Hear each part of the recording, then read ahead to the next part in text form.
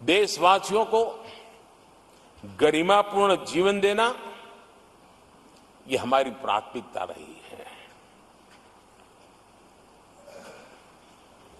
आजादी के बाद अनेक दशकों तक जिनको कभी पूछा नहीं गया, आज मेरी सरकार उनको पूछती तो है, उनको पूजती भी है।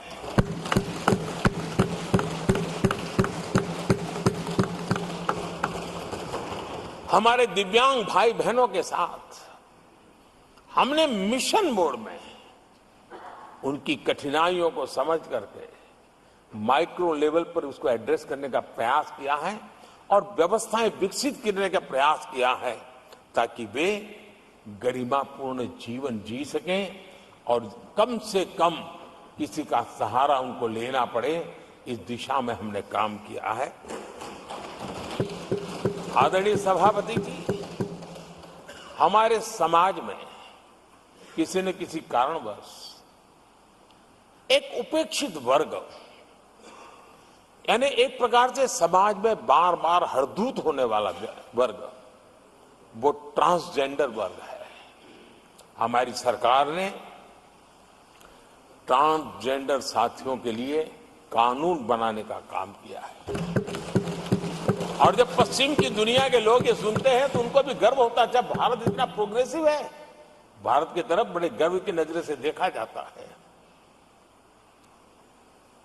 हमने उनको मुख्य धारा में लाने का प्रयास शुरू किया है। आपने देखा होगा पद्मा अवार्ड में भी ट्रांसजेंडर को अवसर देने में हमारी सरकार आगे आई है।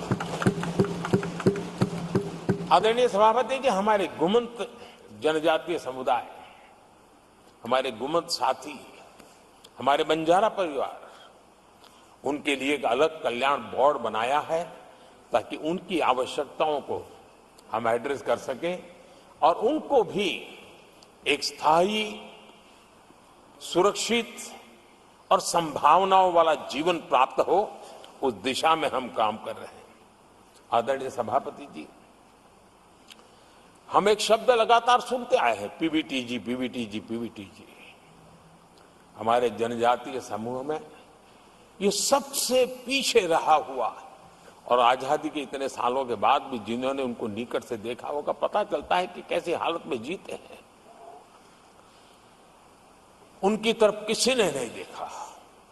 हमने एक विशेष व्यवस्था की है और पीएम जनमन योजना के तहत 24,000 करोड़ रुपए, ये समुदाय बिखरा हुआ है, छोटी संख्या में है, वोट की उनकी ताकत नहीं है और यहां देश की परंपरा है कि जिसकी वोट की ताकत है उसी की चिंता करना, लेकिन समाज के ऐसे अति पिछड़े लोगों की कोई चिंता नहीं करता था। हमने वो चिंता की है क्योंकि हम वोट की राजनीति नहीं करते हैं, हम विकास की राजनीति करते हैं। आदरणीय सभापति जी, हमारे देश में पारंपरिक पारिवारिक कौशल्य भारत की विकास यात्रा का और व्यवस्था का एक अंग रहा है।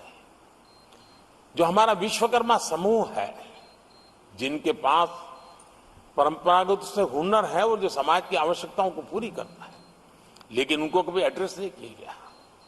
हमने करीब करीब 13,000 करोड़ रुपए की योजना से विश्वकर्मा समुदाय को आधुनिकता की तरफ ले जाना, उनके अंदर प्रोफेशनलिज्म आई।